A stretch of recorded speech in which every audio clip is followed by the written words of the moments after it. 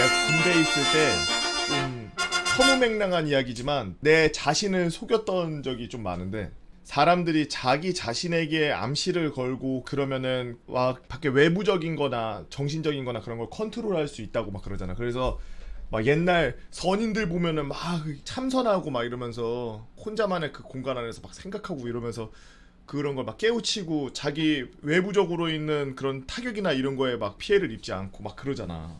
그 내가 군대에서 완전히 경험했던 것 중에 하나가, 맨 처음에 제일 신기하게 경험했던 건 아침마다 일어나서 그 모포 이렇게 접으면서 자 오늘도 1등 하자, 자 오늘도 1등 하자, 나 혼자 그냥 말하면서 계속 이렇게 모포 접으면서 오늘도 1등 하자, 열심히 하자, 오늘도 열심히 하고 한 달만 하면 된다, 열심히 하자, 1등 하자, 계속 이랬어. 계속 그러면서 훈련할 때 개빡세게 하고, 막 훈련할 때 제일 먼저 손들어서 막 앞에 나가가지고 막 애들 앞에서 막 보여주고, 잘못된 거 막 이런 거 지적받으면 그런 거 막 고치려고 노력하고 막 계속 그러면서 하다 보니까 훈련소에서 1등하고 나온 거야. 그래서 나는 그런 걸 믿었어. 겨울에 진짜 너무 추운 거야. 밤에 새벽에 이게 안에다가 내일 입고 그 위에 전투복 입고 그 위에 깔깔이 입고 야상 입고 그 위에다가 이제 그 겨울용 또 그 투입될 때 입는 그 털옷 같은 거 그런 거 있거든. 그것도 입고, 그리고 막 머리에다가 그 번거지 모자 쓰고 막 바지도 그렇게 입고 막 이러고서 나가잖아. 엄청 부한데 처음에 그렇게 하고서 나가서 동초 돌고, 동초라고 해서 그 산 이렇게 돌아요. 그때는 살짝 땀나는 것 같기도 하고 조금 따뜻하기도 하고 덥기도 하고 그래. 딱 그렇게 하고서 초소에 가서 한 5분에서 10분만 서 있으면 발가락 끝이 갑자기 얼기 시작해. 발가락 있는 데에서 끝에서부터 쫙 차가워져. 손가락 끝 쫙 차가워지고. 그럼 이제 뭐 그때서부터 살짝 이렇게 스텝을 밟기 시작해. 지금은 뭐 마스크도 쓸 수 있고 뭐 이런 거 하지만 나는 그런 거 못했거든. 우리 때 제일 많이 했던 게 목도리였어요. 그래서 그 목도리로 갖다가 얼굴 이렇게 감쌌어. 그래가지고 얼굴 이렇게 목도리로 갖다가 이렇게 돌려가지고 이렇게 해가지고 했는데도 목도리가 워낙 얇으니까 이 너무 추운 그 바람이나 이런 걸 막을 수가 없어. 한 10분 정도면 냉동인간이 돼. 너무 추워. 너무 추우니까 거기 초소 안에 유리창에 우리가 막 그 안에서 막 떨고 있고 막 이러니까 그 입김 때문에 여기 앞에 서리가 생겼다 없었다 이런. 그래, 여기가 개 추운 데라고 생각하자. 여기 불났다 생각하자. 이렇게 불어가지고 유리에다가 이렇게 불어서 그 입김 만든 다음에 거기다가 불 화자를 이렇게 계속 새겨. 자, 불났다. 초소에 불났다. 아우 뜨거. 불났다. 아 불났다. 초소에 불나가지고 개 뜨겁다. 아유 뜨거. 개 뜨거. 계속 그렇게 하면서 거기다가 초소에다가 불 화자 계속 쓰고 있으니까 살살 따뜻해지는 것 같더라고. 또 가만히 있다가 또 추워지는 것 같으면 하면 앞에 불 화자가 막 이렇게 막 여러 개 있으니까 그게 막 불 붙은 것처럼 형상화되는 거야. 그래서 미쳤어 거의. 따뜻해. 거기다가 또 휴 하고서 또 없어지면 하고 또 불 화자 쫙 나오면은 따뜻해. 이러고 또 계속 그러고 있는 거야. 계속 근무하는 내내 추워 죽겠으니까. 이제 겨울을 그렇게 해서 근무를 어떻게 그렇게 해서 꿀을 빨았어. 그러고 난 다음에 이제 여름이 왔어. 여름이 미친듯이 더운 거야. 아까 말했지, 앞에 유리창이 있다고. 겨울에는 거기가 바람을 막아줘서 좋은데 여름에는 거기가 막혀있어서 바람이 안 부는 거야. 그러니까 이게 위에서 내리쬐는 햇빛 때문에 열이 오는 게 아니라 복사열이라 그래서 바닥에 반사되는 열 있죠. 이 옆에가 전부 세면으로 만든 그 벽이랑 바닥이란 말이야. 거기에 햇빛이 들어간 다음에 반사돼서 우리 얼굴로 이렇게 반대로 거꾸로 올라오는데 그 열이 이 지붕 밑에 있다 그래서 시원하지가 않아. 개뜨거. 미칠 것 같아. 바람이 안 불면 죽어. 이미 습도도 높지, 열도 높지, 복사열도 올라가. 막 미치는 거야. 정신 나가. 옷을 아무리 이걸 막 접고 뭐 쇼를 하고 막 앞에를 좀 이렇게 끌고서 막 이러고 있어도 이게 더운 게 가시질 않아. 그 또 나의 또 내 자신의 자가 최면이 또 시작됐지. 상상의 나래를 막 펼쳐. 우리가 보지 못하는 다른 세계의 생명체가 존재하는 거야. 이거 눈에 안 보여. 근데 느낄 수 있어. 그 느낄 수 있는 게 뭐냐? 바람이야. 그래서 바람이 조금 불면 걔네가 막 왔다 느끼는 거야. 그걸 나는 그때 막 요정이라고 표현해서 야 요정이 왔구나. 막 바람이 쫙 한 번 더 훑어줘 이러면 또 와가지고 확 한 번 또 훑어줘. 말하는 대로 되는데 바람 시원하게 한번 불어주게 할래? 그럼 바람 한번 싹 불어줘. 막 미쳐. 총 들고서 그 밑에 있는 사람들이 이제 봤을 때는 그냥 이렇게 가만히 이렇게 서 있는 건데 머릿속으로는 그래 한 번 더 그래 한 번 더 내 몸을 지나가 주겠어. 한 몇 초 안 걸려. 막 목에서부터 땀 나서 쫙 이렇게 땀이 막 이렇게 떨어지는데 그 물방울이 이렇게 송글송글 맺혀 있는 그 피부를 한번 바람이 싹 스쳐 지나가면서 막 그 쿨링이 돼. 엄청 차가워. 진짜 시원하다. 그냥 계속 여기 주위에만 있어라. 오늘 하루 종일 바람 불어주면 안 돼 그러면? 그러면 계속 바람 선대바람 같은 게 계속 부는 거야. 그럼 막 계속 그걸 느껴 막 바람의 요정님 감사합니다 말면서. 그러다 보면 근무 시간 금방 가더라. 내 군대 생활 비하인드를 말해주자면 저는 군 생활할 때 좀 많이 늦게 갔어요. 친구들이 전역할 때 갔어요. 친구들이 이제 21살 정도 되니까 거의 애들 다 가더라고. 그냥 마치 약속한 듯이 그때 되니까 다 가더라고 한 번에. 나는 군대를 안 가고 그냥 밖에 나와 있는 상태고, 군대 간 친구들은 이제 100일 휴가다, 뭐 1병 휴가다, 뭐 상병 휴가다, 막 병장 휴가다 막 계속 나오는 거야. 근데 그 인원이 그때 당시만 해도 친구들이 한 30명씩 돼서 그 30명이 로테이션 돌면서 매주 막 뭐 겹쳐 나오는 때도 있고 매주 나오는데, 진짜 거짓말 안 하고 걔네는 나오면은 난 오늘밖에 안 살아 생각이야 그냥. 왜냐면은 걔네한테는 휴가가 5일이고 밖에 나왔을 때 5일 동안만 술 먹고 놀 수 있으니까 그 5일 동안 술 먹고 놀기 위해서 친구를 부르는데 친구가 나밖에 없는 거야. 나하고 내 친한 친구 하나 또 있어. 그 둘만 부르는 거야. 그래서 진짜 그때 당시에 거의 2년 동안 술 상무만 했어요 진짜. 결국 그러다가 군대를 갔어. 근데 내가 이 얘기를 왜 하냐면, 군대를 갔는데 이런 말 하면은 좀 그렇지만 너무 쉬워 모든 게.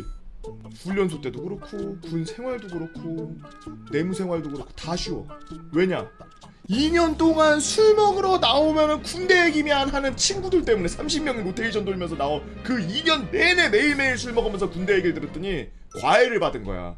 그 내가 훈련소 갔는데 훈련소 가서 교관이랑 같이 말해.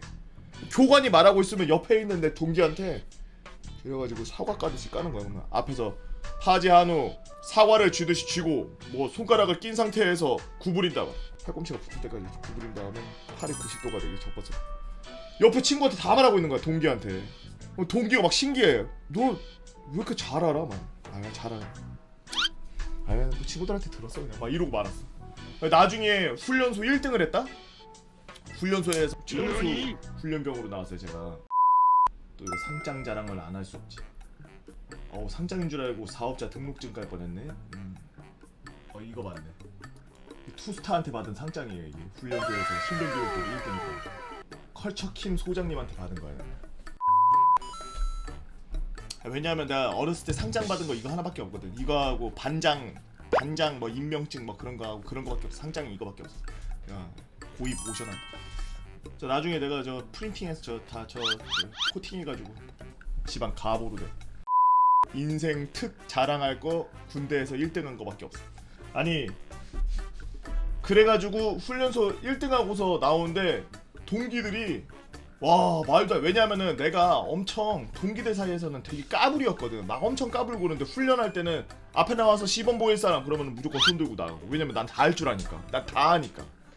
발 어떻게 해야 되고 총 맞을까봐 발꿈치 밑으로 내려야 되고 발 뒤꿈치 붙여야 되고 막 이런 것까지 전부 다 숙지하고 갔으니까 나는 그냥 기본으로 다 그냥 가서 실제로 보는 것뿐이지 그 전에 말을 수백 번을 듣고 간 거야. 그 하나하나 과목마다 그거를 수백 번씩 듣고 간 거야. 총 쏘는 거, 뭐 술탄 던지는 거, 뭐 포복하는 거, 각기전투하는 거 다 배우고. 그 동기들이 말도 안 된다 그러는 거야 내무실에서. 야 말도 안 돼. 와 너 어떻게 1등이냐. 와 진짜 말도 안 돼 막 이래. 내가 장난으로 그랬어. 나 사실 일반 병사 아니야. 이랬어. 그랬더니 옆에 있는 동기들이 진짜 다 믿어. 그치? 와 그럼 계급이 어떻게 되십니까? 막 이래. 왜냐하면 그때 한창 우리 안에서 루머 돌던 게 대대장이 신병인 척하고서 그 훈련 받았다 뭐 이런 얘기들이 돌아서, 중대장이 뭐 신병인 척하고 훈련 받았다 막 이런 얘기들이 돌아서 장교나 부사관인 줄 아는 거야 날. 그치? 막 이래. 장난이야. 근데 장난이라 그랬는데도 막 존댓말이야. 진짜 계급이 어떻게 되시는 겁니까 그러면? 제가 실수한 거 있습니까? 막 계속 옆에서 이래. 아니 씨 동기라고 이렇게 젊은 장교가 어디 있어 씨발. 아 그래가지고 그때 자신감이 붙은 거야. 근데 저거 상장 하나 있는 걸로 군 생활이 확 폈죠. 자대 가서도 남들보다 훨씬 먼저 대우받고 그 장교들이나 간부들한테 엄청 먼저 관심 받고 이래가지고 항상 뭐 하면은 맨 앞에서 하는 거 하고 막 그랬었어. 나대는 거 좋아해서 그런 거 좋아했어요. 그러니까 내 군 생활한 거 이렇게 보면은 사람들이 완전 패급이었네 이러는데 그 패급이 어떻게 사고 하나 없이 그렇게 잘 나왔겠냐. 잘하니까 패급이 됐지. 못하는데 패급이다? 그럼 깜빵가있지. 다 카바가 되니까 그런 짓거리 하고 다니는 거예요. 형 요즘 야간 알바 때문에 밤낮이 바뀌었는데 돌리는 꿀팁 없나요? 아 야간 알바를 저도 이제 어렸을 때 그 PC방에서 새벽 알바를 1년 가까이 했나? 6개월 했나? 내가 정확히 기억 안 나는데 하여튼 그래도 되게 오래 했어요. 근데 저는 좀 다른 사람들하고 몸이 좀 달라요. 여러분도 이렇게 할 수 있으면 하는데 하루를 더 새. 그러니까 밤을 새잖아. 야간 알바로 밤을 새잖아. 밤을 새면 그날 낮에 안 자. 그날 낮에 쭉 안 자고 한 9시쯤 자. 한 7시쯤 밥 먹고 8시 9시쯤 자. 왜 그렇게 일찍 자냐면 전날 아예 안 자고 갑자기 이제 잘라 그러면 잠을 너무 많이 자. 하루를 안 잤기 때문에 이틀치를 자는 거거든. 잠을 이틀치를 자면 보통 한 7시간 건강한 사람들 그냥 평소에 생활하는 사람들 6시간 7시간 자고서 일어나는데 이틀을 안 잤으니까 잠들면 12시간이야 10시에 자면 아침에 8시에 일어나고 막 이러니까 그럼 좀 늦을 수 있잖아. 완전 아침형 인간으로 바꾸려면 그런 것까지 계산을 해서 밥 먹고 좀 소화된 다음에 한 8시나 9시쯤 이렇게 자려고 딱 이렇게 그럼 몸이 개 피곤하거든. 어떤 상태냐면 각성이 돼서 그냥 멍하게 이렇게 붕 떠있는 느낌이야. 한 2-3일 밤새면 시야도 좁아지고 여기 앞에는 멍멍하고 이제 잠이라는 게 그 이게 이거에 연관돼서 이야기를 하면 잠을 잘 자야지 이것도 돌리는 거 아니야.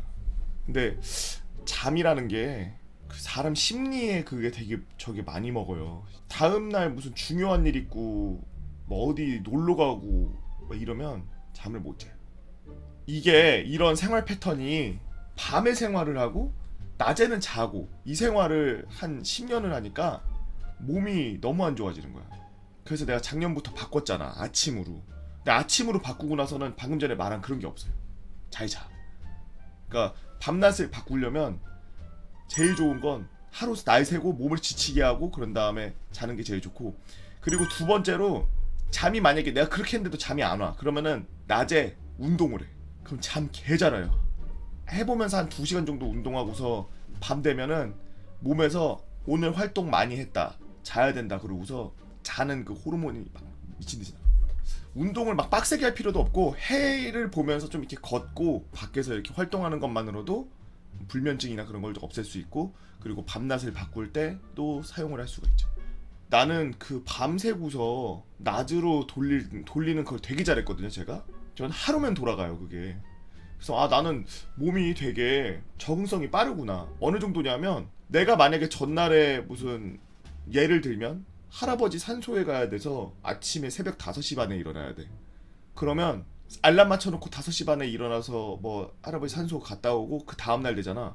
아침에 눈이 그냥 딱 떠지는데 어제 알람 맞춰놓은 시간에 떠요. 몸이 그 전날 시계에 맞춰서 똑같이 일어나요. 되게 어느 정도로 정확히 일어나냐면 제가 최근에 한 4-5일 전에 6시 33분인가 32분인가에 일어났거든 내가. 근데 그 다음날도 6시 32분, 그 다음날도 6시 32분, 한 4일 연속 6시 32분에 일어나서 핸드폰을 보더라고. 그래서 야 몸이 되게 정확하구나. 이게 너무 신기하더라. 근데 문제가 뭐냐, 나는 이게 외국 나가서도 먹힐 줄 알았어, 밤낮을 바꾸는 게. 왜냐하면 나는 적응을 잘하니까. 작년 6월 7월에 LA 갔다 오면서 와꾸님이랑 한구님이랑 같이 해서 EA 플레이라고 초청받아서 갔다 왔거든요. 피파 캡틴으로. 물론 지금은 뭐 말도 없이 잘렸지만 가서 나는 하루면은 시차 적응될 줄 알았어. 나 하루면 바뀔 줄 알았어 진짜. 근데 우선 나는 그때 가기 전에 이미 낮 방송으로 살짝 돌리려고 하면서 낮에 조금 방송을 하고 있는 상태였고, 태기는 밤새 방송하고 새벽에 자고 정오쯤 일어나서 다시 활동하고 이렇게 생활을 하고서 간데, 태기는 이 무슨 자기 집이야? 고향이야, 고향. 그냥 갔는데 개꿀잠 자고 일어나서 개활동적이야. 근데 나는 밤낮을 바꾸는 거는 한국에서는 쉬웠는데, 내 신체 시간이 이 시간에 분명히 낮이어야 되면은 밝아야 되고, 이 시간에 분명히 밤이어야 되면 어두워야 되잖아. 근데 이 시간에 분명 신체에서는 낮이라고 생각하는데 어둡고, 밤이라고 생각해야 되는데 엄청 밝고 막 이러니까 고장나 버리더라고. 이게 시차 적응이 안 되니까 멀미가 와. 그냥 걸어 다니는데도 어지러워. 멀미가 오고 막 정신이 없어. 그 미국 가서 거의 좀비처럼 다녔어요. 이러고 다녔어요. 컨디션 완전 제로의 영역이 일주일 있었는데, 미국 자체에 있었던 거는 5일 있었고, 비행기 왔다 갔다 이렇게 하루하루 잡아서 일주일 5일 있었다고 치면 5일 있는 동안 정말 한 4일 동안은 맛이 가 있었어요. 4일 동안은 완전 맛이 가 있고, 마지막 날 컨디션이 좋아졌는데, 컨디션이 좋아지니까 장 컨디션까지 좋아져서, 그래서 제 유튜브 보시면 아시겠지만 LA 가서 그 얘들아 나 여기서 싼다 지금 형 잠깐 막 그냥 해버렸죠. 여튼 밤낮 바꾸는 거 힘들어요. 최근에 우리 젊은 친구들 야간에 일 많이 하고 그러는데, 야간에 일 할 수밖에 없어서 하는 거면은 어쩔 수 없으니까 몸 건강히 해야 된다고 말하고 싶은데, 좀 적게 받더라도 낮에 일할 수 있는 게 있거나 아니면은 타임이 맞아서 좀 다른 시간대에 할 수 있다면, 밤새는 알바는 좀 젊었을 때 피하세요. 제가 저번에도 말씀드렸지만, 야간 알바 하시는 분들 몇 년 사이, 한 1, 2년 사이에 몸이 확 변하는 걸 제가 직접 봤기 때문에 참 힘들어요. 그냥 자기가 계속 밤새면서 매일매일 밤새는 그 일을 한다는 게 많이 힘들어.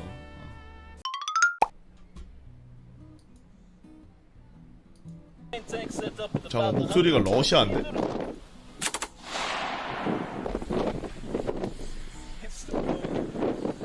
이 아저씨 원래 미국 사람인데 러시아어 갱으로 하는 거야?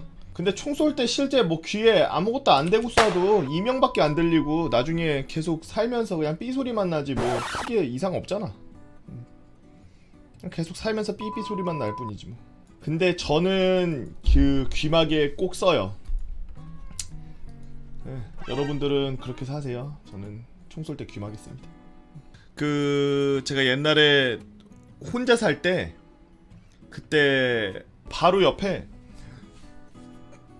건물이 하나 올라왔어요. 근데 건물이 우리나라 법이 아파트나 주택으로 허가가 나지 않은 이상, 오피스텔 같은 경우에는, 그러니까 사무실 같은 경우에는 1m만 떨어져 있으면 그냥 지을 수 있게 돼 있어.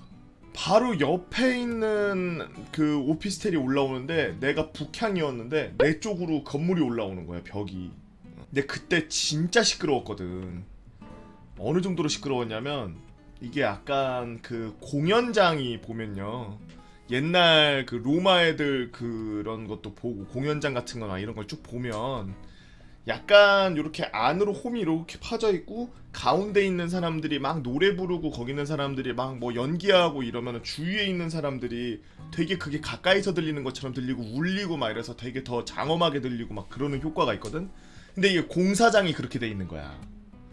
앞쪽에 건물 있고, 우리 쪽에 건물 있고, 옆에 건물 있고, 그 사이에 건물이 올라오는데, 그 밑에 건물 올라오면서 퉁탕퉁탕하고 막 뭐 부시고 막 뭐 계속 막 망치질하고 막 드릴로 막 뚫고 막 이런 소리가, 그게 공연장 효과처럼 돼서 공사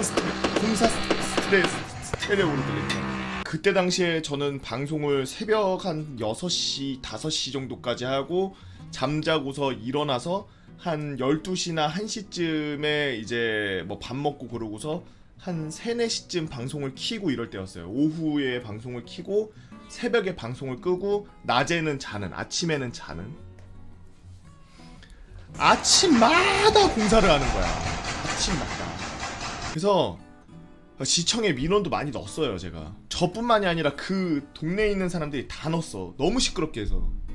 그래서 나 같은 경우에는 나는 낮에 일하는 사람인데 공사하는 거 인정한다. 인정하고 다 좋은데 그 문제가 뭐였냐면 시끄러운 것도 시끄러운 건데 이제 막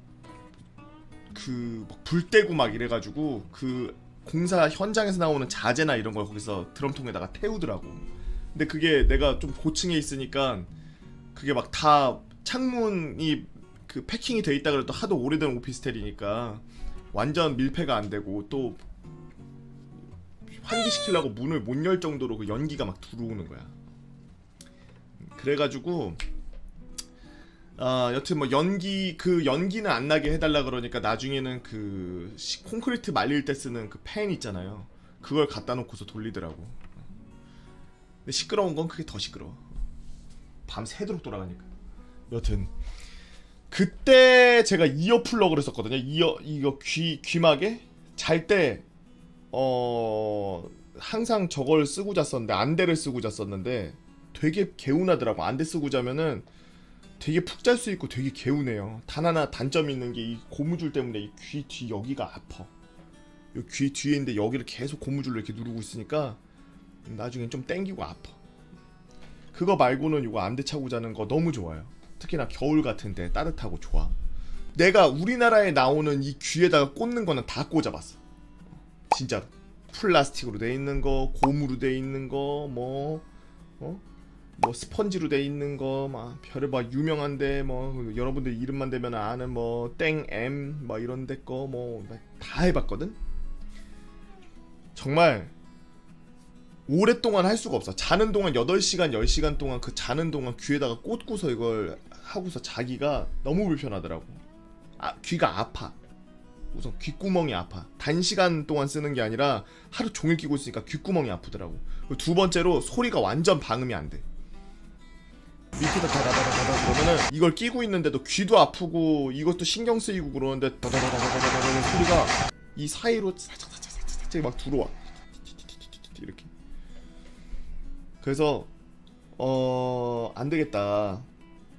제대로 된 것들 좀 찾아봐야 되겠다. 그러고서 여러 개를 찾아봤어요.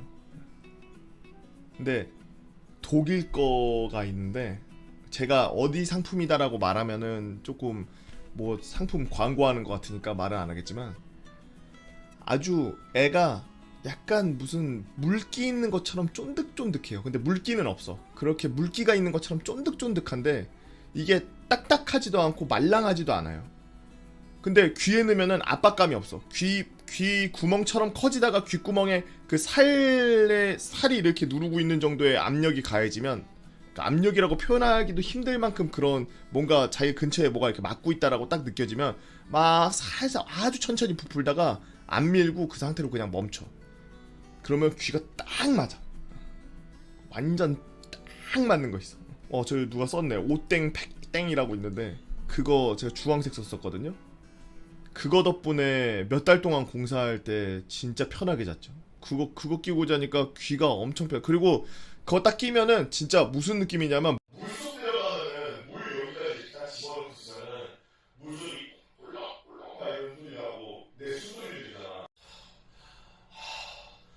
내 숨소리 들리잖아. 그런 것처럼 귀 이거 이어폰 이렇게 그거 하는데 아무 소리도 안 들려. 그냥 아무 소리도. 너무 좋아.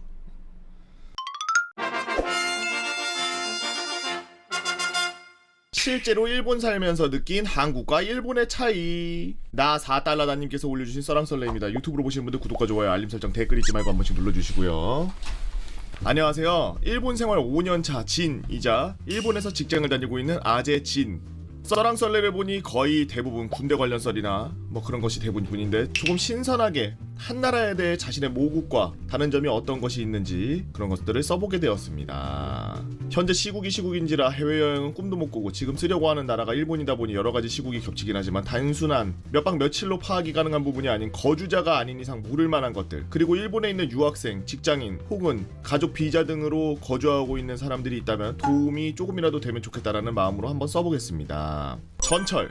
일본 전철에는 화장실이 달려있는 차량이 있다. 이건 수도권 기준으로 말씀드리면 JR에 달려있는데 토치기현, 사이타마현, 도쿄, 카나가와현, 시즈오카현 이렇게 해서 이동 구간이 엄청나게 전철일 경우 화장실이 무조건 달려있습니다. 번호는 아마 1호차와 6호 차량에 붙어있는 것 같은데 아무래도 신간센이 아닌 전철이다 보니까 찌린내가 많이 나죠.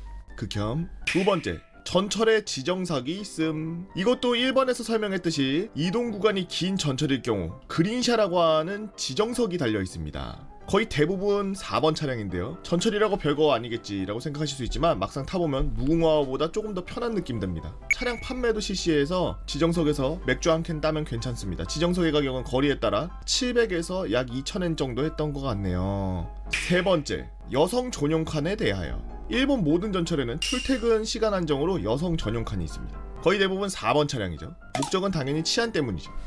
일본은 실제로 치안이 꽤 많습니다. 출퇴근 시간대에 경찰이 연행해가고 뒤에 여고생이 따라가는 그림 좀 많이 봤습니다. 근데 여성 전용 칸도 물론 남자 탈 수 있습니다. 하지만 타게 되면 저 인간 뭐야 하는 시선으로 느끼게 되죠. 본의 아니게 타게 됐다면 빨리 스미마생을 연발하면서 다른 차량으로 옮겨주세요. 일본도 여자가 나 성추행 당했어요 하면 경찰들은 남자 말을 안 듣습니다. 전철에서는 무조건 핸드폰으로 게임을 하던 영화를 보던 책을 보던 자세요. 간혹 가다가 합의금을 유도하려고 사기치는 사람들도 있습니다. 거의 없겠지만 혹시라도 의심받으면 인생 개꼬입니다. 저는 방어용으로 핸드폰에 내 보물이라는 폴더를 가지고 있고 거기에 남자 나체 사진을 넣어놨죠. 게이 아니고 저 여자 좋아합니다. 인명사고에 대하여. 한국에서 사람이 치여서 열차 운행이 중단됐다 이런 얘기 들었어도 거의 뉴스로 봤을 겁니다. 일본은 스크린 도어가 없는 플랫폼이 많아서 역에서 아이고 아하 특히 JR 쪽에 많아요. 사람이 치이면 보통 2-3시간 정도 운행이 중지되는데 처음에 인명사고로 전철이 멈췄는데 죽을 거면 강물에 가지 왜 여기서 죽냐 피해주냐 이렇게 말한 친구에게 와 사람이 죽었는데 이런 말 나오나 싶지만 저도 몇 번 당해보니 그 마음이 이해가 가더라고요. 어느 날 학교 끝나고 놀고 집에 가는데 인명사고가 나서 전철이 2시간에 갇히니 정말 짜증이 나더라고요. 번외로 제 회사 동기의 실화를 추가하자면 출근을 하려고 역에서 전철을 기다리고 있는데 어떤 남자가 바닥의 플랫폼에 자신의 핸드폰 삼각대를 설치하고 있다고 합니다. 동기는 그냥 철도 오타쿠인가 보다 동영상 찍으려고 한 보네 하고 말았대죠. 실제로 철도 사진 찍는 오타쿠들이 진짜 많거든요. 그런데 핸드폰으로 봤다가 솔로 밖을 봤다가 계속 반복하더랍니다. 그러다가 전철이 오는 타이밍에 맞춰서 그대로 결과는 요단강을 건넜죠. 일본의 학교. 저는 일본 어학교라는 어학당 같은 곳을 다니다가 전문학교라는 기술학교를 다녔습니다. 거기서 느낀 일본의 학교 문화에 대해서 해볼게요. 첫 번째, 술. 한국은 고등학교 졸업하고 대학이든 전문대든 들어가서 술을 엄청 마시죠. 근데 일본은 그렇지 않습니다. 학교마다 다르겠지만 일본은 신입생 환영회 이런 게 없습니다. 왜냐? 일본은 만 20세부터 술 담배가 가능하기 때문에 이런 환영회가 없죠. 캠퍼스. 한국 학교는 큰 부지에 운동장 있고 안에 건물들 많고 이런 식이잖아요. 일본은 그렇지 않습니다. 물론 지방이나 수도권이나 근처에 논밖에 없는 곳에 가면은 뭐 학교도 크겠죠. 하지만 도쿄도내에 있는 학교들은 그렇지 않습니다. 건물로 빡빡하게 차있기 때문에 부지가 클 수가 없어요. 대부분 1학년은 어디, 2학년은 어디 이런 식으로 학교를 다니는 곳이 많습니다. 그래서 학식이 있는 학교라도 학식을 못 먹는 경우도 있고 아예 학식이 없는 학교도 꽤 있죠. 고등학교들도 그렇습니다. 그래서 반 이상은 집에서 엄마가 싸준 도시락 들고 옵니다. 도시락 저 초등학교 2학년 때까지 먹어봤는데 일본에서 처음 먹어봤어요.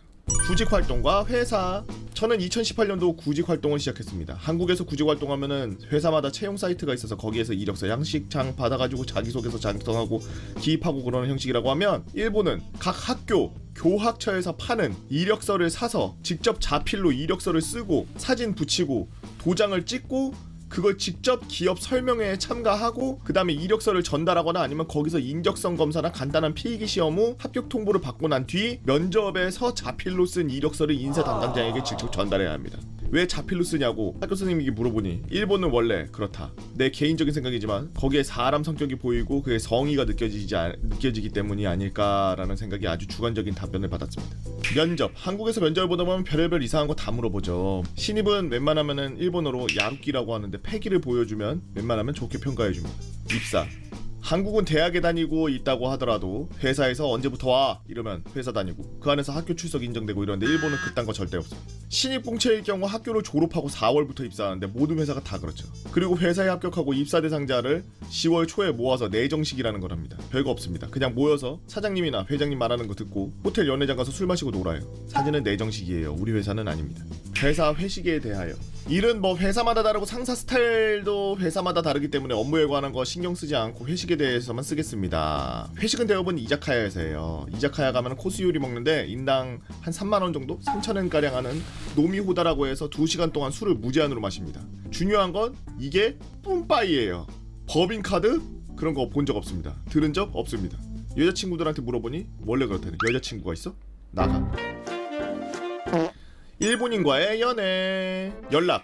한국은 연락의 빈도가 사랑하는 정도다 라고 말이 있을 정도로 연락을 많이 하죠. 전화도 많이 하고. 일본은 그렇지 않습니다. 하루에 한두 번 연락하고 많은 사람들도 많죠. 일본 사회 자체가 특히 업무 중에 핸드폰을 만지는 거에 되게 안 좋은 인상을 주기 때문입니다. 주위 사람들이 보면 라인을 그렇게 많이 안 합니다. 전에 만났던 여자친구는 여자친구랑 연락 문제 때문에 싸웠다. 그래서 제가 왜? 하니까 아니 하도 시도 때도 없이 연락하고 답장을 너무 재촉해서라고 했는데 재촉하는 거는 좀 그렇지만 시도 때도 없이 하는 건 그게 이상한 건가? 하니까 뭐 별거 아닌 얘기니까 뭐 그렇게 얘기하냐. 만났을 때 잘하면 되지. 서로 개인적인 시간을 가지는 게 중요하지. 이렇게 얘기했습니다. 서로 만났을 때 개인적인 시간. 더치페이. 일본은 더치페이를 하는 걸로 유명하죠. 무조건 남자가 사주는 거에 대해 나도 내면 되는데 이러면서 거부감을 가지고 있다고 해야 하나? 당연히 돈을 냅니다. 하지만 10엔, 1엔 단위는 웬만하면 남자가 더 냅니다. 더치페이 한다고 해서 너무 1엔 단위까지 하지 않는 게 좋아요. 그거 모은다고 부자가 안 되잖아요. 그리고 호텔 비용, 특히 러브호텔, 모텔 같은 곳 무조건 남자가 냅니다. 이거 더치페이 한다 하면 아마 그 여자는 헤어질 명분을 찾을 가능성이 높습니다. 남자가 절대적 갑이 아니라면 말이죠. 연애 초나 사귀기 전에는 거의 남자가 먼저 가자고 하는 경우가 많기 때문에 거기선 당연히 남자가 내야 됩니다. 이건 뭐 한국이랑 뭐 별다를 게 없네요. 사진은 신주쿠 카부키조 러브호텔 밀집 지역입니다. 우리나라 모텔촌이랑 비슷하네. 한국인에 대한 인식. 솔직히 말하면 좋습니다. 그렇다고 해서 한국인이라고 해서 다 먹힌다 이런 건 아니고요. 이쇼니오 사케 모노무까 같은 거 해도 먹힌다 뭐 이런 뜻이 아니라 이게 뭐야? 이쇼니 오사케노 무까 먹자고 이런 뜻이 아니라 케이팝이나 한국 드라마 젊은 사람들 생각보다 되게 많이 보기 때문에 중국인이나 다른 외국인에 비해서 상당히 접근하기도 쉽고 친해지기도 쉽습니다. 한국어랑 일본어랑 비슷한 부분이 많아서 일본어를 하기에도 수월한 것도 있고요. 제가 여태까지 일본 여자들이랑 일본 남자들이랑 한국 남자랑 뭐가 틀려 이러니까 리액션도 좋고 적극적이고 가장 틀린 건 화장품을 많이 쓴답니다. 스킨케어 로션 바르고 선크림 바르고 립글로즈 바르고 이런 것들. 그 외에 기타 사항 꿀팁. 급동. 화장실 급하면 편의점 가라 뭐 이런 얘기인데 편의점에 화장실 무조건 있다는 보장이 없습니다. 바로 빠찡코로 뛰세요. 빠찡코 화장실 겁나 깨끗하고 그냥 열려 있습니다. 사람들 빠찡코 한다고 정신없어요. 두 번째, 라면집에서 뭘 먹을까 모르겠으면 왼쪽 위 11시 방향을 사라. 그게 메인 메뉴입니다. 세 번째, NHK 영업사원. 혼자 사는 사람들 집에 가끔 NHK 영업사원이 올 거예요. 걔네들 테레비 없다고 해도 달라붙는 애들이고 그런 거 안 달아도 전혀 문제될 거 없습니다. 계약하는 순간 해약하기 엄청 힘들어요. 그냥 일본어 모른다고 그 개 무시합시오. 네 번째, 담배를 피우고 싶은데 재떨이가 없다? 바로 빠찡코로 뛰세요. 이거 말고도 많은데 갑자기 쓰려니까 생각이 잘 안 나네요. 긴 글 읽어주셔서 감사합니다. 이 글이 유튜브로 올라가게 되면 수송대에 나타난 귀신썰, 유해발굴 갔다가 대르장이랑 같이 똥 싼 썰, 여자 잘못 건드렸다가 야쿠자한테 죽을 뻔한 썰 등등 한번 풀어보겠습니다. 안녕하세요. 사랑하는 유튜브 구독자 그리고 시청자 여러분들 반갑습니다. 오늘 할 이야기는 썰랑썰레가 아닌 여러분들이 썰랑썰레에다 글을 쓸 때 하도 많이 보여서 그거를 맨날 교정을 해주고 하려고 하지만 총체 교정할 수 없어서 아예 대놓고 이걸 영상으로 만들어서 많은 분들이 보신다면 다른 사람들한테 이야기를 해서 조금 더 빨리 썰랑썰레 제대로 된 단어를 사용하시는 분들이 생기지 않을까 해서 오늘은 여러분들에게 군대에서만 쓰는 단어지만 군대에 관련된 단어지만 웬만한 사람들이 다 잘못 알고 있는 그리고 잘못 사용하고 있는 거의 대부분이 그게 맞다고 생각하고 있는 바로 그 단어들 몇 개를 여러분들에게 콕 집어서 교정을 좀 해주고 지나갈까 합니다. 절대 다른 이유가 있어서 이걸 하는 게 아니라 썰랑썰레 제발 좀 단어 선택을 제대로 해달라고. 제가 방금 전에 썰랑썰레의 글을 읽으려고 했는데 이런 글이 보이는 거예요. 의가사 전역을 마음대로 시켜주는 마법사 이런 제목으로 올라온 글이 있었습니다. 의가사 전역을 마음대로 시켜줄 수 있는 마법사가 뭐지? 확 와닿더라고요. 그래서 클릭해서 들어갔어요. 내용을 쭉 보니까 의가사가 아니야. 의병이더라고요. 이 뭔 얘기냐? 이 사람은 이제 의가사를 시켜주는 마법사라고 제목을 적어놓고 들어가니까 그 사람 때문에 다른 사람들이 병에 걸려서 의병 전역을 하는 건데 그 의병 전역을 하는 걸 보고서 의가사 전역이라고 다 적어놨더라고. 그 안에 처음부터 끝까지 있는 의가사라는 단어가 의병 전역으로 돼 있어야 되는 그 단어들이 전부 의가사로 돼 있는 거예요. 의가사와 의병은 다릅니다. 의가사는 말 그대로 가사, 집에 뭔가 일이 생겨서 더 이상 군대에 복무를 못하고 내가 집으로 가서 가족을 케어해야 된다든지 아니면 내가 더 이상 군대에 있을 자격이 안 되는 거예요. 의가사 집에 뭐가 일이 생겨서 내가 더 이상 여기 군대에 올 수 있는 그게 안 되는 거야. 그래서 군생활 하다가 전역시켜버려요. 그런 사람들은 의가사 전역이라고 하는 건. 예를 들어서 집에서 돈을 벌 사람이 나밖에 없어지거나 나밖에 없다라고 하면 의가사 전역을 시켜요. 그리고 의병 전역은 여러분들이 거의 대부분이 의가사 전역이라고 알고 있는 것들이 다 의병 전역. 뭐야? 병. 의병 할 때 병 뭐겠어? 그래, 병 걸려서 다리 부러져가지고 뭐 어디 다쳐서 뭐 어디 크게 뭐 안 좋아서 막 뭐 정신이 안 좋아 그 수많은 병원 가서 그 차트 띄고 막 다 제시하고 내고 막 이래가지고 군대에서 이 사람이 더 이상 군대 복무를 하지 못한다. 그래서 신체 등급이 제가 알기로는 신체 등급이 등급 분위가 5등급인가가 거기가 커트라인인데 그거면은 그거 이상이면은 다 의병 전역이에요. 이제 그 의병 전역이 그 국가유공자까지는 모르겠습니다만 여튼 의병 전역은 병 걸려서 하는 거다. 자, 다시 개념을 완전히 박아드릴게요. 가사 집에 일이 생겨서 나 집에 가야 돼 그러고서 집에 가는 거 의가사. 의병 전역 의병 병 걸려서 여러분들이 거의 대부분이 알고 있는 전역 군대 생활하다 갑자기 다쳐서 집에 간대. 의병 전역. 오케이? 썰랑썰레에서 글 쓸 때 의가사와 의병 요거 꼭 신경 써주세요. 그리고 하나 더, 전역과 제대를 같은 의미로 쓰는 사람들이 있어요. 전역과 제대. 거의 대부분이 저 오늘 제대했어요 형. 제 생방송하고 있으면 막 와요. 형 저 오늘 제대했습니다. 뭐 저는 몇 년도에 제대했습니다. 몇 년부터 2년 동안 군생활하고 제대했습니다. 제대, 전역 뭐가 틀릴까요? 뭐가 틀려? 같은 말 아니야? 여러분들 헷갈리죠? 제가 오늘 제대로 말씀드릴게요. 전역 역할이 바뀐다 이거야. 뭘로 역할이 바뀌어? 예비군으로. 여러분들이 군대를 갔다 왔지만 제가 예비군 갔다 온 지 한참 오래돼서 몇 년인지 기억이 안 나지만 6년이었나 동안 군대 전역하고 나서 6년인가 4년 동안 6년 맞나요? 4년인가 뭐야 하여튼 까먹었어요. 저는 민방이라 이제. 여튼 여러분들은 사회로 나와 있지만 군대에서 전쟁이 터졌다 그러면 군인으로 바로 차출해 갈 수 있는 예비군이라는 신분으로 바뀌어요. 처음에는 어떻게 되냐? 그냥 군인도 아니고 아무것도 아닌 사람, 장병. 아니 장병이 아니지. 현역 미필. 다시 설명할게요. 미필 그리고 군대를 가야 되는 나이가 됐어. 그럼 현역. 군대를 갔어. 군대에 있고 그러면 현역. 그리고 군대에서 전역했어. 그러면 민간인이 아니라 예비역이. 오케이? 그래서 현역에서 예비역으로 역할이 전환됐다. 그래서 바뀌었다. 그래서 전역이라고 써요. 그러니까 저 전역했습니다. 그러면은 사회로 나왔다 이런 얘기도 돼요. 사실 물론 이게 뭐 여러분들이 막 군생활을 뭐 10년 동안 하는 거예요. 사실 이렇게 말하는 게 아니라 이제 그런 의미라는 거죠. 전역 역할이 바뀌었다는 거예요. 제대는 뭐냐? 제대는 예비군까지 다 끝난 사람. 제대는 그냥 이제 더 이상 군대하고 연관이 없는 사람. 저 같은 사람. 저는 이제 민방이거든요. 민방이 한참 됐어요. 나는 이제 예비군 훈련도 안 받고 동원 훈련도 안 받고 군대에 끌려가는 일이 없어요. 그러면은 민방위는 뭐 하냐? 전쟁 터지면은 봉두유 가서 차 빼세요. 고속도로 통제입니다.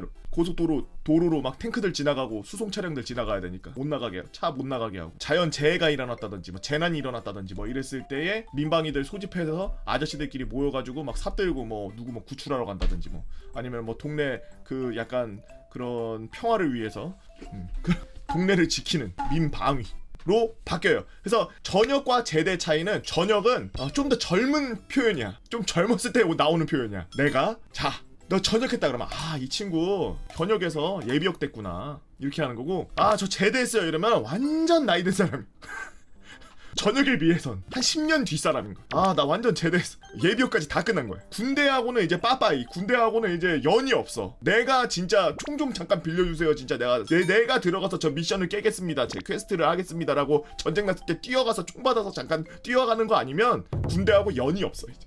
그냥 그 앞에서 동사무소에서 민방위 여러분 잠깐 나와보세요.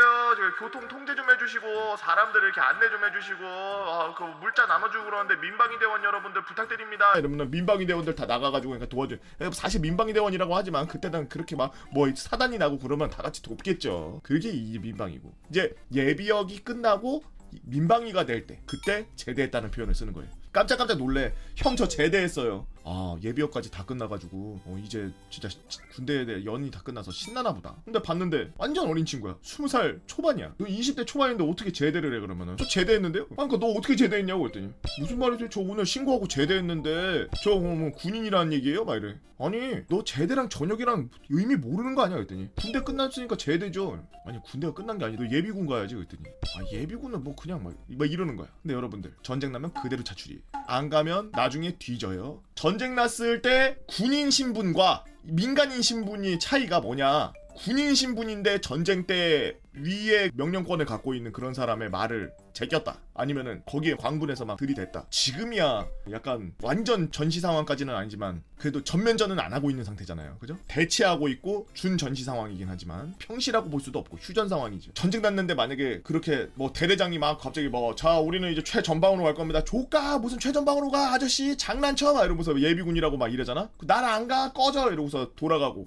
어디 가라 그랬는데 안 가고 싸우고 직결 심판 바로 권총 나. 근데 그냥 민방위인데 어디로 좀 이동해주세요 군인 아저씨 그러면 장난쳐요? 지금 여기서 움직이면 다 죽게 생겼구만. 군인 아저씨들만 가세요. 우린 여기 있을 테니까. 그게 제대. 오케이? 전역과 제대의 차이는 그렇습니다. 혹여 제가 잘못 알고 있을 수도 있어요. 물론 완전 정확하게까지 완전히 의미가 똑같지는 않겠지만 대충 이런 의미니까 좀 단어를 좀 잘 써라라는 뜻으로 깜짝 놀래. 저 이번에 의가사 제대했습니다. 와 이거 어떻게 어떻게 한 거야. 집에 불이 났나 막. 으아 저 의병 제대했습니다. 아니 뭐 어차피 사회인데 뭔 제대를 했다는 거지? 어떻게 하는 거지 막. 여러분들이 지금까지 약간 혼동하고 있었던 그런 단어들 뭐 많지도 않아요. 2개 총 단어 나온 건 4개죠 2가지 카테고리 제가 오늘 한번 찝고 넘어갔는데요. 어떻게 제대로 좀 쓸 수 있겠죠? 여러분들의 그런 제대로 된 표현 기대해보면서 다른 분들이 혹시 그런 말씀 쓰시면 어른들한테는 절대 말하지 마세요. 그러면 바로 네가 군생활이 뭐 몇 년 바로 이렇게 나오니까 어른들한테는 절대 깝치지 마시고 형들한테도 웬만하면 말하지 마세요. 친구나 아니면 동료나 아니면 후임이나 뭐 누가 잘못된 단어를 쓰고 있다. 의가사는 집안일, 의병은 병나서, 전역은 역할이 바뀌는 거라 너가 예비역이 되는 거고 제대는 네가 예비역도 끝나고 군대하고 빠빠이 한 거야. 진짜 리얼로. 이렇게 좀 설명을 해서 썰랑썰래 제발 저 의가사 제대했습니다 이런 글 안 올라오게 좀 부탁해. 제가 읽는데 빡세서 그래요. 단어가 한 20개씩 들어가 있어요. 한 번씩 다 조정할 수는 없잖아. 그냥 읽어요. 그래서 근데 제가 몰라서 그렇게 읽는 게 아니라 저도 지쳤어요.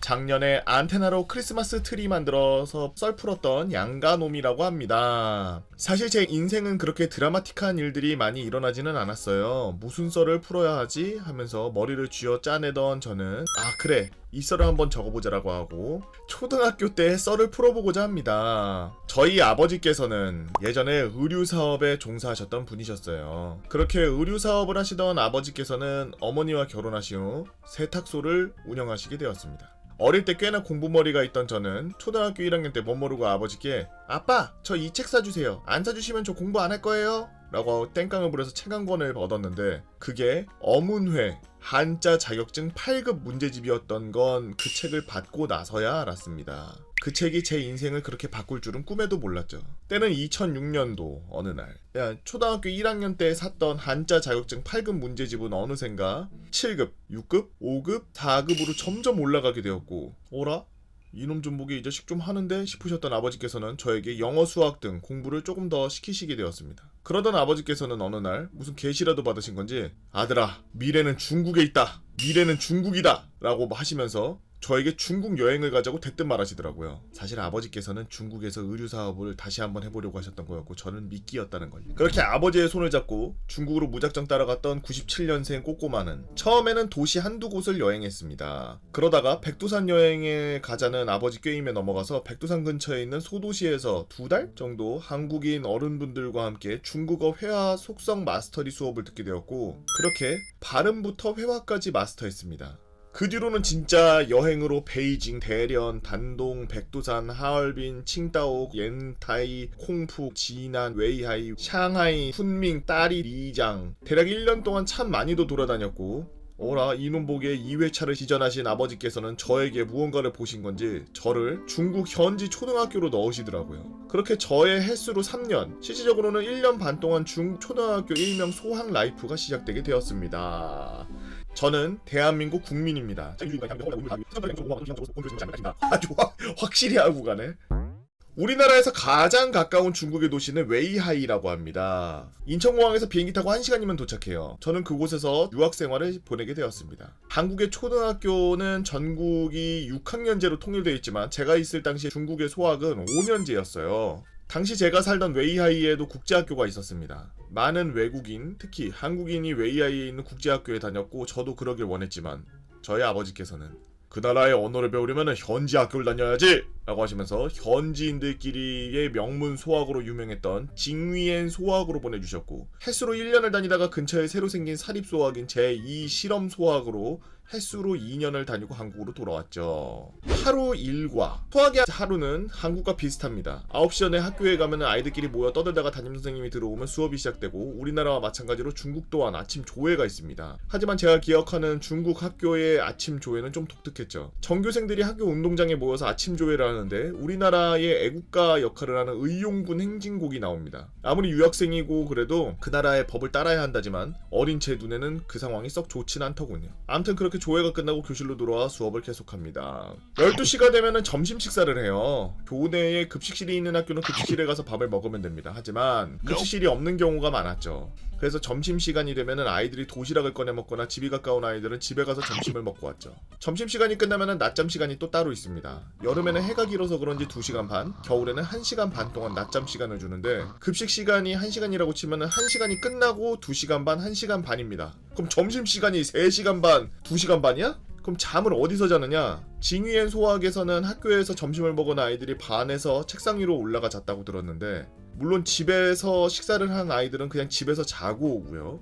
제2 실험 소학에서는 학교 건물 4, 5층 빈 공간들이 많았는데 기숙사에서 살지 않는 아이들은 집에서 가져온 침구류를 챙겨서 그 공간에서 낮잠을 잤습니다. 그렇게 낮잠을 때리고 나면은 또 수업 시간이 찾아옵니다. 확실히 낮잠 시간이 따로 있어서 그런지는 몰라도 제 기억상 중국에서 학교 다닐 때 수업 시간에 조는 아이들은 많이 못 봤습니다. 졸면 선생님한테 비 오는 날 개 패듯이 두들겨 맞아서 그런 걸 수도 있고요. 중국의 하교 풍경은 여타 다른 곳들과 크게 다른 점이 없습니다. 하교 시간이 저녁 6시 전후인 것만 빼면 말이죠. 아니 초등학교 1, 2학년짜리를 저녁 6시에 집에 보낸단 말이야? 점심을 안 먹고 말지. 잠을 안 잔다. 내가 잠을 안 자고 2시에 집에 가는 게 낫지. 이게 기숙사에 사는 친구들은 선생님의 지도하에 저녁 급식을 먹고 기숙사에 들어갔고 집에 사는 아이들은 각자 집으로 갑니다. 저는 항상 집으로 가는 쪽이었죠.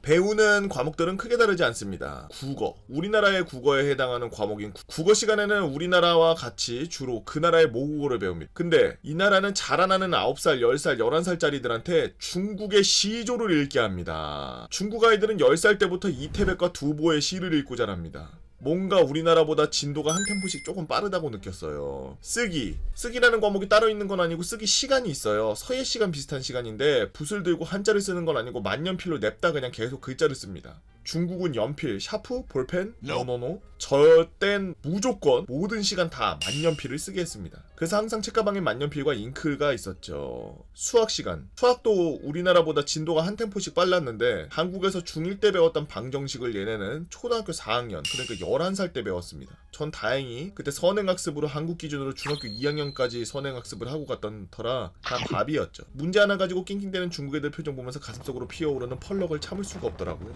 영어와 과학도 비슷합니다. 크게 다를 건 없지만 영어, 시간에 배우던 영어 발음이 우리나라처럼 미국식이 아닌 영국식이었던 걸로 기억해요. 과학실도 따로 있어서 한국처럼 실험도 하고 뭐 이것저것 배우죠. 특별하게 다른 건 없으니까 패스. 학부모들, 이 부분은 솔직히 중국만의 문제가 아니겠지만 제가 학교를 다니던 곳은 유독이나 심했습니다. 중국은 어딜 가도 당 간부들이 있었고요. 그들의 자녀들은 좋은 대접을 받고 자랍니다. 제가 다녔던 소학 2군데 모두 지역에서 꽤나 알아주던 명문 소학들이었어서 그런지 당 간부들의 자녀들이 많이 다녔는데 더군다나 제2 실험 소학의 경우에는 당시 기준으로 학비도 꽤나 비싸서 부모님이 부자였던 경우들이 있었습니다. 그 동네가 산업이나 문화적으로 크게 유명한 곳이 아니라 그런지 졸부들이 대부분이었죠. 그래서 그런지 어릴 때부터 돈돈돈돈돈 거리는 애들이 몇 명 있었습니다. 하루는 제2 실험소학에 다니던 때인데 제가 낮잠을 자다가 옆자리에 자던 남하구에 무릎을 살짝 스친 적이 있습니다. 남의 살갗이 닿으니 깜짝 놀라서 제가 미안하다고 또이부치 그랬는데 그 친구가 대뜸 너 때문에 내 다리가 다친 것 같으니까 돈으로 물어내 이러더라고요. 제가 학교에서 나름 공부도 곧잘하고 선생님들 말씀도 잘 듣고 선생님들께 평판이 좋았던지라 선생님들께서 도와주셔서 별말 없이 잘 해결되었습니다만 이 얘기를 몇 년 전 아버지께 해드렸더니 그 말씀을 하시더라고요. 그 동네가 졸부들이 많아서 돈에 환장한 애들이 많다고. 뭐 성급한 일반화는 할 수 없지만 벌써부터 애들이 돈에 미친 걸 보니 이상한 나라다 싶긴 했습니다. 그때 초등학교 2, 3학년인데 링진? 빨간 마우라라고 하면 형님분들께서는 어느 정도 아실 거예요. 중국 학교에서 전교생이 이 빨간색 스카프 중국어로는 홍링징이라고 하는 걸 메고 다녀야 됩니다. 외국인 유학생들도 말이죠. 제가 중국에서 유학생활을 하면서 유일하게 마음이 찝찝했던 순간이 바로 이걸 차고 다닐 때였어요. 난 분명 한국에서 태어났고 내가 알기론 중국은 공산주의 국가인데 민주주의 국민인 내가 이걸 왜 차야 하나 라는 의문이 들더라고요. 아버지께 여쭤보니 로마에 가면 로마법을 따는 게 맞지 라고 말씀하셨죠. 처음에는 그런갑다 했는데 그 스카프 차고서 조회 시간에 중국 국가의 의용군 행진곡을 부르면 또 기분이 이상합니다. 찾아보시면 아시겠지만 가사가 처음부터 끝까지 9살 10살짜리 애들 입에 오르내리기엔 무언가 지극히 사회주의스럽습니다. 중국도 국기에 대한 경례가 있긴 합니다만 우리나라처럼 이렇게 가슴에 대고 하는 게 아니라 이렇게 합니다. 참 지금 생각해보니 좀 그러네요. 뭐 어쩌겠습니까? 따르지 않으면 쫓겨나게 뻔하고 절이 싫으면 중이 떠나야죠. 그래도 최후의 양심은 남아서 그런지 혼나고 싶지는 않아서 저 자세로 5분 동안 있어야 되는데 와 5분? 그때 동안 속으로 애국가 미친듯이 불렀습니다. 웨이아이가 한국인들이 많은 도시라 그런지 가끔 학교에서 저 같은 한국인 친구들도 만나는데 서로 만나면 가끔 저런 얘기를 했죠. 우리 한국 가면은 절대로 빨간 스카프 쳐다보지도 말고 공항 가기 전에 무조건 밟아버려야 된다고. 뭐 아무튼 그랬습니다. 전 그렇게 12살 여름까지 중국에서 유학생활을 하다가 2009년 여름에 한국으로 돌아왔고 원래 다니던 초등학교에 돌아가서 학교 생활을 마쳤죠. 들어갈 때 교감 선생님께서 자 국어, 영어, 수학 시험지고 전 과목 60점 이상 나와야 재학년에 들어갈 수 있으니 열심히 풀어보랴 했는데 영어 수학 100점 나오고 국어가 60점 나와서 간신히 5학년에 들어갈 수 있었습니다. 중국에서 3년 살다가지고 한국어 다 까먹었구만. 초등학교 때까지 중국어를 워낙 오래 쓰다 보니까 한국에서 한 달 동안은 중국어가 더 빨리 읽히기도 했지만 어림없이 중학교 들어가자마자 다 까먹었습니다. 그렇게 한문과 중국어를 배우던 어린 꼬꼬마는 중학교를 지나 고등학교로 이과로 진학했고 이 뭐하는 사람이야. 문과 영재인 줄 알았는데 갑자기 이과를 갔다고? 이름 말하면 다들 알만한 서울 소재 4년제 대학교의 컴퓨터 공학과로 진학해서 배 벅벅 긁으면서 과제하면서 살고 있습니다. 중국어요? 다 까먹었죠.